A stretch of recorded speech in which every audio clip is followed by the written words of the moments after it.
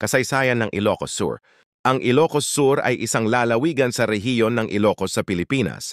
Matatagpuan ito sa kanlurang bahagi ng Luzon, na hangganan ng Ilocos Norte sa Hilaga, Abra sa Silangan, at ang Dagat Timog China sa kanluran. Ang kabisera nito ay ang lungsod ng Vigan, na kilala sa makasaysayang arkitektura nito. Maagang kasaysayan. Ang Ilocos Sur ay tahanan ng mga sinaunang tao na nanirahan sa rehiyon bago pa dumating ang mga Espanyol.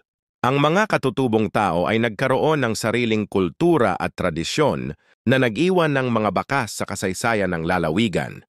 Panahon ng Espanyol. Noong ika-16 na siglo, dumating ang mga Espanyol sa Pilipinas at sinakop ang Ilocos Sur. Itinatag nila ang Vigan bilang sentro ng kanilang kolonya at ginamit ito bilang isang pangunahing daungan para sa kalakalan.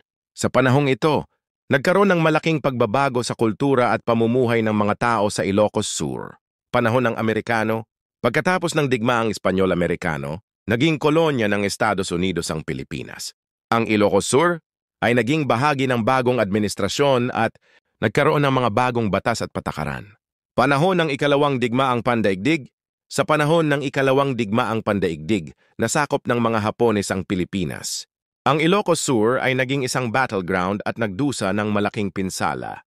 Pagkatapos ng digmaan, nagsimula ang pag-unlad ng Ilocos Sur. Ang lalawigan ay naging isang pangunahing rehiyon para sa agrikultura, turismo at industriya.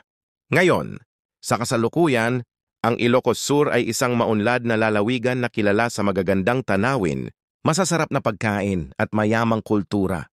Ang lalawigan ay patuloy na umuunlad at naghahanap ng mga bagong paraan upang mapabuti ang pamumuhay ng mga tao.